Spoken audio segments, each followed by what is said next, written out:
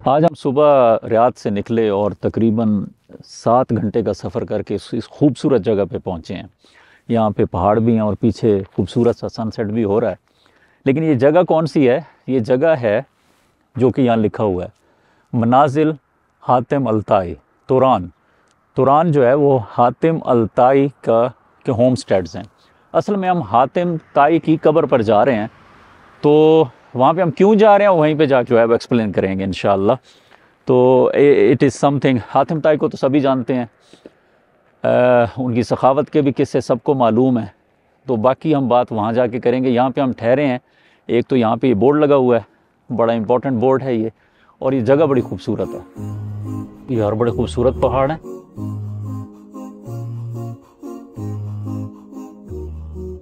سعودی عرب کے شہر حائل سے شمال مغرب کی جانب 65 کلومیٹر کے فاصلے پر توارن نام کا ایک ولیج ہے۔ یہ وہ مقام ہے جہاں حاتم طائی پیدا ہوئے، یہیں ان کا گھر تھا اور یہیں پر ان کی قبر ہے۔ یہ جو سامنے نظر آ رہا ہے یہ حاتم طائی کا گھر تھا، یہ سامنے بورڈ بھی لگا ہوا ہے۔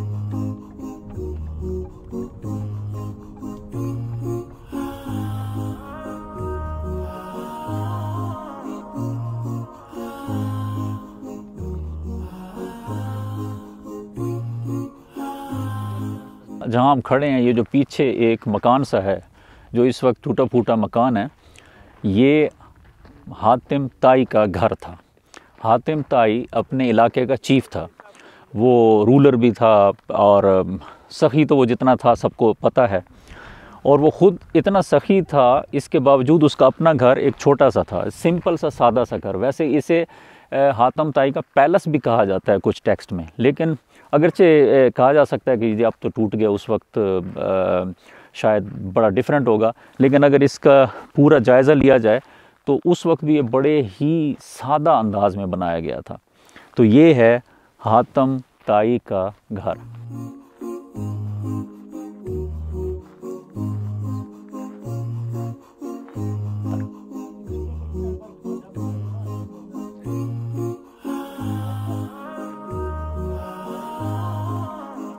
اب کوئی زمانہ تھا جب وہ یہاں پہ رہا کرتا تھا۔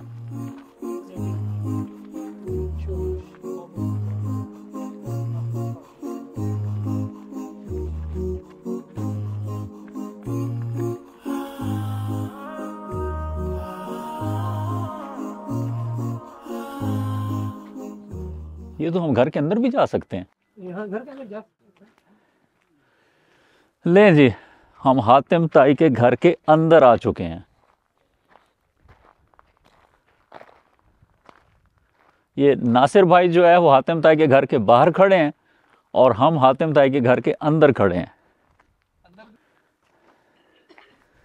سر ادھر آپ کسی زمانے میں حاتم طائی چلتا ہوگا، اس کے مہمان آتے ہوں گے، وہ جو کسی نے اس نے اپنا گھوڑا ذبح کیا تھا ایک مہمان کے لیے، ہو سکتا ہے وہ گھوڑا کہیں یہیں کہیں بندھا ہوا ہو، آپ تو وہاں سے ہو آئے ہیں نا۔ یہ اوریجنل گھر کی دیواریں ہیں،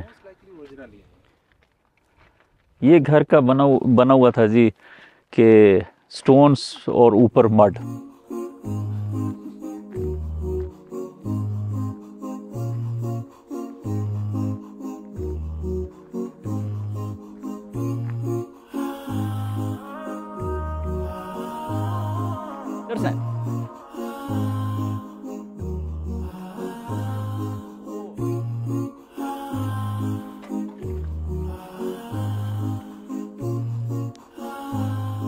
یہ شہتیر اب پتہ نہیں اس وقت کے کھڑے ہیں، ہاں بالکل اسی وقت کے لگ رہے ہیں، اور یہ تھا سن یعنی 6 صدی عیسوی جو ہے، 570s میں تھا، 570s عیسوی میں، 570 کی دہائی میں۔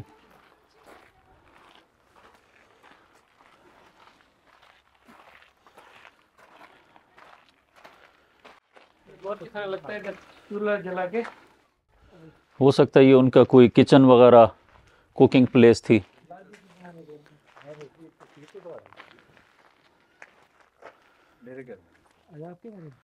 یہ حاتم طائی کا گھر ہے اور اس کے جس پیچھے کی طرف یہ قبرستان کا ایک چھوٹا سا ایریا ہے اور اسی میں حاتم طائی کی قبر ہے۔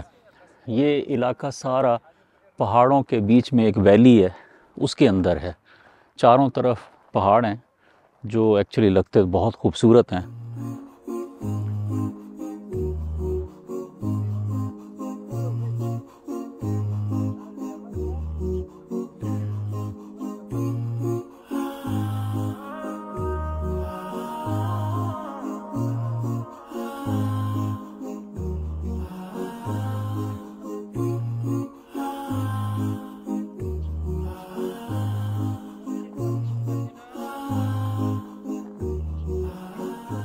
اور یہ وہ قبرستان ہے جس کو بیسیکلی جس کی طرف چار دیوار بنا کر اس کو گیٹ لگا دیا گیا ہے۔ city سكاكا name in city سكاكا الجوف. سکاک How are you دكتور؟ الحمدللہ یور تتكلم سیلف۔ عربية؟ یہاں پر یہ چند قبریں ہیں، اس میں ہم پہلے دیکھتے ہیں حاتم طائی کی قبر۔ جوار بھائی، اس میں حاتم طائی کی قبر کون سی ہے؟ قبر جو ہے حاتم طائی کی ہے، ہیں حاتم طائی کی وہ قبر ہے۔ بڑی والی وہ مین قبر جو ہے؟ اس کے اچھا، بعد ایک سسٹر کی ہے، ایک اس کی وائف کی۔ اب کون سی سسٹر کی کون وائف کی یہ وہی نوٹ نو، بٹ یہ پتہ ہے کہ یہ حاتم طائی کی قبر ہے۔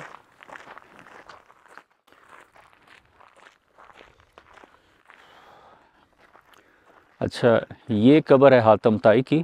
باقی اس کے علاوہ 3 قبریں ہیں۔ اب وہ کہتے ہیں کہ ان میں سے ایک اس کی وائف کی ہے اور ایک اس کی سسٹر کی ہے، ایک بہن کی اور ایک اہلیہ کی۔ ہاں، سسٹر کی پہلے بتاتے ہیں تو ہو سکتا ہے سسٹر کی یہ ہو اور وائف کی وہ۔ تو وہ پرے کوئی اور بھی ہے۔ تو اب ایک قبر ان نون ہے، ان میں سے 2 قبریں جو ہیں وہ بہن کی اور اہلیہ کی ہیں اور ایک حاتم طائی کی اپنی قبر ہے۔ اچھا، یہ تو ہم دیکھ چکے کہ یہ قبر جو ہے وہ حاتم طائی کی ہے اور باقی جو 1-2 قبریں ہیں ان میں سے ایک ان کی بہن کی ہے اور ایک ان کی اہلیہ کی ہے۔ ہم اتنا لمبا سفر کر کے اس جگہ پر آئے کیوں ہیں؟ کیا وجہ ہے؟ حالانکہ ادھر بہت زیادہ لوگ نہیں آتے، ہم اکثر جہاں زیارات پہ جاتے ہیں وہاں پہ بہت لوگ ہوتے ہیں، یہاں پہ اتنے زیادہ لوگ نہیں آتے، صرف کچھ لوگ جو ہسٹری کو جانتے ہیں یا شاید اس جگہ کو جانتے ہیں وہ آتے ہوں گے۔ اس وقت بھی ہم آلموسٹ یہاں اکیلے ہیں۔ ہم کیوں آئے ہیں؟ اس کی ایک وجہ تو ظاہر ہے کہ یہ ایک ہسٹری میں ریئل ہستی ہیں، ایکچول فگر تھے اور یہ ایک لیونگ انسان تھے، یہ کوئی ایک ڈرامائی یا ایسی کوئی کریکٹر نہیں ہے، یہ ریئل انسان تھے اور ان کی سخاوت وہ دنیا میں ان کی بے مثال ہے، عام انسانوں میں، انبیاء سے بعد کی بات کی جا سکتی ہے۔ لیکن دوسری وجہ اس کی یہ بھی ہے کہ ان کو ہمارے نبی کریم صلی اللہ علیہ وآلہ وسلم وہ جانتے تھے اور ان کی احادیث میں ان کا ذکر بھی ہے، اور 1-2 قصے بھی ہیں جو کہ ابھی ہم شیئر کریں گے۔ حاتم طائی جو ہے وہ 6 صدی عیسوی کے آخری حصے میں وہ تھے اور 578 عیسوی میں حاتم طائی کا انتقال ہو گیا تھا، کہ جس وقت نبی علیہ السلام کو پیدا ہوئے 7 سال ہوئے تھے۔ تو اب قصہ 1-2 قصے ایسے ہیں۔ ان کے ایک بیٹے کا نام عدی بن حاتم تھا اور ان کی ایک بیٹی، اس کا نام صفانہ تھا۔ تو نبی علیہ السلام نے جب ان کی وفات ہو چکی تھی تو نبی علیہ السلام نے اس علاقے میں آئیڈل ورشپ بہت زیادہ ہو رہی تھی، تو اس کے خاتمے کے لیے علی رضی اللہ تعالیٰ عنہ کے ساتھ ایک مارکے کے لیے انہیں بھیجا تھا۔ تو وہ اپنی فوج لے کر یہاں پر آئے، تو اس وقت جو عدی بن حاتم تھے وہ تو یہاں سے بھاگ نکلے دمشق کی طرف، لیکن صفانہ جو تھیں وہ دوسرے قیدیوں کے ساتھ قید ہو کر وہ انہیں مدینے پہنچایا گیا۔ تو مدینہ میں جب وہ نبی علیہ السلام کے پاس پہنچیں تو نبی علیہ السلام سے انہوں نے کچھ ایک مکالمہ بھی کیا تھا، جس میں انہوں نے کہا تھا کہ بھئی اے محمد صلی اللہ علیہ وآلہ وسلم کہ میں فلاں کی بیٹی ہوں، تو کیا تم مجھے رہا نہیں کرو گے؟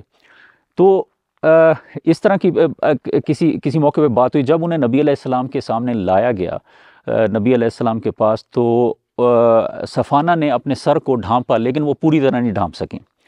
تو نبی علیہ السلام نے دیکھا کہ ان کے بال نظر آ رہے تھے، تو نبی علیہ السلام نے کہا کہ ان کو چادر دو، ان کے سر کو ڈھانکا جائے۔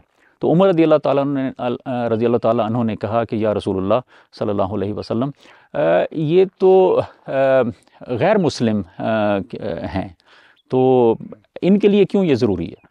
تو نبی علیہ السلام نے فرمایا جس کا مفہوم یہ ہے کہ بیٹی بیٹی ہی ہوتی ہے، چاہے وہ مسلم کی ہو چاہے غیر مسلم کی۔ تو اس وقت نبی علیہ السلام خود اٹھے اور انہوں نے چادر لے کر صفانہ کے سر پہ ڈال دی اور صفانہ سے کہا کہ میری بیٹی، تمہیں میرے ساتھی گرفتار کر کے لائے ہیں، تم اگر یہاں رہنا چاہو تو رہو، لیکن اگر تم واپس جانا چاہو تو تم جا سکتی ہو۔ تو صفانہ نے واپس جانا اس وقت چوز کیا، اور نبی علیہ السلام نے پھر اپنے صحابہ کو کہا کہ یہ ایک سخی انسان کی بیٹی ہے، ایک ایسے انسان کی جسے نیک کام کرنے کا جیسے شوق تھا، تو اسے چھوڑ دیا جائے۔ تو پھر نبی علیہ السلام نے چند صحابہ جو کہ بہت ہی قابل معتبر صحابہ تھے، ان کے ساتھ صفانہ کو واپس بھیجا ان کے گھر ادھر۔ تو جب وہ ادھر پہنچے تو اس وقت عدی یہاں پہ واپس آ چکے تھے، تو عدی نے جب دیکھا کہ میری بہن غیر لوگوں کے ساتھ اکیلی آ رہی ہے، تو وہ باہر نکلا گھر سے اور غصے میں بولا کہ تم غیر لوگوں کے ساتھ اکیلی کیوں آ رہی ہو؟ بتاؤ تمہارے ساتھ محمد نے اور اس کے ساتھیوں نے کیا سلوک کیا صلی اللہ علیہ وآلہ وسلم۔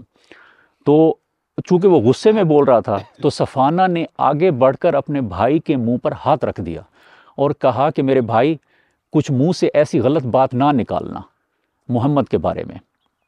تو عدی نے پوچھا کہ تم نے انہیں کیسا پایا، تمہاری عزت کا کیسا خیال رکھا؟ تو صفانہ نے کہا کہ میرے بھائی،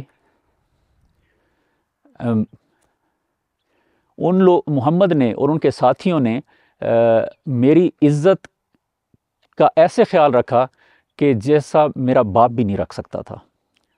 تو یہ سن کر عدی بہت حیران ہوا، اور عدی نے مزید کچھ پوچھا کہ تم ان کے بارے میں اور کیا کہتی ہو؟ تو صفانہ نے اپنے بھائی کو کہا کہ میرے بھائی، بہتر یہ ہے کہ تم محمد صلی اللہ علیہ وآلہ وسلم کے ساتھی بن جاؤ۔ اب اگر، کیونکہ وہ ایسے انسان ہیں کہ اگر تو وہ نبی ہیں، پیغمبر ہیں، تو پھر تو تمہارا فائدہ ہی فائدہ ہے ان کا ساتھ اختیار کرنے میں، لیکن اگر وہ نبی نہیں ہیں، وہ صرف بادشاہت کے چکر میں ہیں، تو پھر بھی وہ ایسے انسان ہیں کہ ان کا ساتھی بننے میں تمہیں کچھ نقصان نہ ہوگا۔ تو عدی جانتا تھا کہ اس کی بہن کافی انٹیلیجنٹ تھی، تو اس نے اپنی بہن کی اس نصیحت کو مانا اور وہ نبی علیہ السلام کے پاس پہنچا۔ جب وہ نبی علیہ السلام کے پاس پہنچا تو وہاں پہ نبی علیہ السلام اپنے گھر سے باہر کسی جگہ پہ تھے، تو نبی علیہ السلام کو جب بتایا گیا عدی آیا، تو عدی کو بڑا ویلکم نبی علیہ السلام نے کیا، اور پھر وہ ان کو ساتھ چلنے کے لیے کہا اپنے گھر کی طرف۔ عدی کو لے کر جب وہ اپنے رہائش پہ پہنچے تو نبی علیہ السلام نے عدی کو ایک کشن دی جو کہ جس میں کھجوروں کے پتے بھرے ہوئے تھے، اور کہا کہ اس پر بیٹھ جاؤ۔ عدی نے دیکھا کہ ایک ہی کشن تھی، تو عدی نے کہا کہ نہیں، اس پر آپ بیٹھیں۔ تو نبی علیہ السلام نے کہا نہیں، تم بیٹھو اس پہ۔ تو عدی پھر کشن پہ بیٹھا، اور عدی نے بعد میں جو انہوں نے روایت بیان کی، نبی علیہ السلام اس کے سامنے فرش پہ بیٹھ گئے۔ تو کچھ دیر باتوں کے بعد نبی علیہ السلام نے کہا کہ عدی، تم اسلام قبول کر لو۔ عدی نے کہا کہ لیکن میرا تو ایک پہلے ہی مذہب ہے۔ تو نبی علیہ السلام نے کہا میں تمہارے مذہب کو جانتا ہوں۔ تو عدی نے کہا وہ مذہب میرا ہے، تو آپ اس کے بارے میں کیسے جانتے ہیں؟ نہیں، نبی علیہ السلام نے کہا میں تمہارے مذہب کے بارے میں تم سے زیادہ جانتا ہوں۔ تو عدی نے ادھر یہ سوال کیا کہ وہ مذہب میرا ہے، میں اس پہ عمل کرتا ہوں، تو آپ اس کے بارے میں کیسے جانتے ہیں؟ تو نبی علیہ السلام نے کہا، اس کو ایک پوچھا کہ تمہارا مذہب فلاں ہے نا، جو کہ کرسچینٹی کی ایک شاخ تھی۔ تو عدی نے کہا ہاں۔ تو نبی علیہ السلام نے پوچھا کہ تم یہ عمل کرتے ہو جو کہ وہ اپنی پبلک سے ان کی کمائی کا، کاشت کا چوتھا حصہ وہ لیا کرتے تھے؟ تو عدی نے کہا ہاں، یہ تو ہم کرتے ہیں۔ تو نبی علیہ السلام نے کہا تمہارے مذہب میں ایسا کرنا منع کیا گیا ہے، لیکن تم پھر بھی نہیں یہ کرتے ہو۔ تو عدی کو وہ احساس ہوا کہ واقعی میرے مذہب کا علم بھی اس شخص کو زیادہ ہے، نبی علیہ السلام کو۔ تو عدی اس وقت تک سمجھ تو بہت چکا تھا اور جان چکا تھا کہ بھئی یہ اللہ کے پیغمبر ہی ہو سکتے ہیں، لیکن وہ ہچکچا کے کچھ جواب نہ دے سکا۔ تو نبی علیہ السلام نے کہا کہ بھئی تم اس لیے ہچکچا رہے ہو اسلام قبول کرنے میں کیونکہ تم دیکھ رہے ہو کہ میرے اس وقت جو ساتھی ہیں وہ کمزور ہیں اور غریب ہیں، لیکن میری یہ 3 باتیں یاد رکھ لو کہ ایک وقت آئے گا کہ ان سے پوچھا کہ تم ہیرا کو جانتے ہو، جو ایک پلیس کا نام ہے؟ تو عدی نے کہا ہاں میں نے ہیرا کا نام سنا ہے لیکن میں نے ابھی دیکھا نہیں۔ تو نبی علیہ السلام نے کہا ایک وقت آئے گا جب ہیرا سے ایک خاتون اپنی اونٹنی پر سوار ہو کر کعبہ کی طرف آئے گی اور بغیر کسی خوف کے اکیلے وہ طواف کر کے واپس چلی جائے گی اور اسے کسی کا خوف نہیں ہوگا، یہاں پہ اتنا امن ہوگا۔ یہ جو کمزور لوگ آج تم دیکھ رہے ہو یہاں پر اتنا امن یہاں پہ کریٹ کر دیں گے۔ اور دوسرا یہ کہ جو کنگ ہیں یہ پرشیا اور رومن کے، ان کے خزانے بھی مسلمانوں کے ہاتھ میں ہوں گے۔ تو اور تیسری یہ بات کی کہ بھئی یہاں پہ اتنی دولت ہو جائے گی کہ یہاں پہ لوگ جب زکوٰۃ دینا چاہیں گے، چیریٹی کرنا چاہیں گے تو کوئی چیریٹی لینے والا بھی نہیں ہوگا۔ تو عدی پھر بعد میں اپنا بہت عرصے بعد وہ قصہ وہ بیان کرتے ہوئے وہ کہتے ہیں کہ میں نے دیکھا کہ واقعی جو ہیرا سے اکیلی خاتون اونٹنی پر آئی اور وہ طواف کر کے گئی، میں نے خود اپنی آنکھوں سے دیکھا، اور ان بادشاہوں کے ان کے خزانے جو ہے وہ حاصل کرنے میں نے خود اپنا حصہ بھی لیا۔ خسرو ہرمز کے خزانوں کا حصہ لینے میں خود بھی شامل تھا۔ اور پھر تیسری اسی طرح کی جو پریڈکشن نبی علیہ السلام نے کی وہ بھی پوری ہوئی۔ تو اینی وے یہ ایک داستان ہے کہ جو ہمیں اس طرف لے کر آئی ہے کہ حاتم طائی جو اس وقت یہاں پہ مدفون ہیں، ان کا بیٹا جو ہے نبی علیہ السلام کا ساتھی تھا، اور نبی علیہ السلام نے حاتم طائی کی اس سخاوت کی قدر کی تھی، اور اسی کی بنا پر اور اپنی جنرل رحم دلی کی بنا پر بھی حاتم طائی کی بیٹی کو جو قید ہو کر آئی تھیں آزاد بھی کیا تھا۔ تو یہ خوبصورت داستان ہے، اس میں بہت سارے لیسنز ہیں۔ تو ہم اسی لیے اس جگہ کو دیکھنے کے لیے آئے ہیں کہ کسی نہ کسی طرح اس شخص کا ہمارے نبی علیہ السلام سے کوئی نہ کوئی ڈائریکٹ یا انڈائریکٹ تعلق ہے۔ تو یہاں سے یہ قبر ہے اور ادھر سے ہی وہ گھر نظر آ رہا ہے ان کا، یہ پیچھے ان کا گھر ہے جس میں وہ خود رہائش پذیر تھے۔ اور غالباً جو ساری داستانیں کہ وہ گھوڑا جو ہے وہ ذبح کرنا کسی ایک مہمان کے لیے اور اس طرح کی اور کئی داستانیں حاتم طائی سے ہیں، وہ اسی جگہ پر ہوئی تھیں۔ اب ہم اس قبرستان سے جا رہے ہیں۔ اچھا، چونکہ حاتم طائی مسلمان نہیں تھے تو فاتحہ جو مسلمانوں کی قبروں پر ادا کیا جاتا ہے وہ ہم یہاں نہیں کر رہے۔ تو اب ہم یہاں سے اپنے نیکسٹ ٹور کا جو نیکسٹ سٹاپ ہے وہاں پہ چلتے ہیں انشاءاللہ۔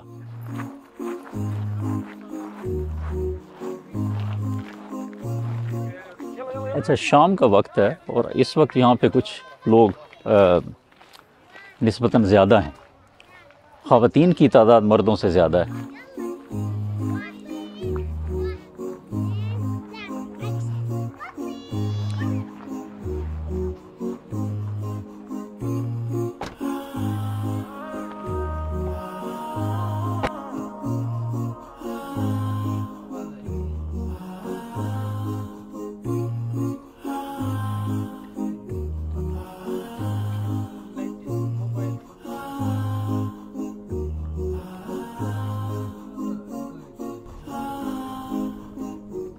بس ادھر ہی سے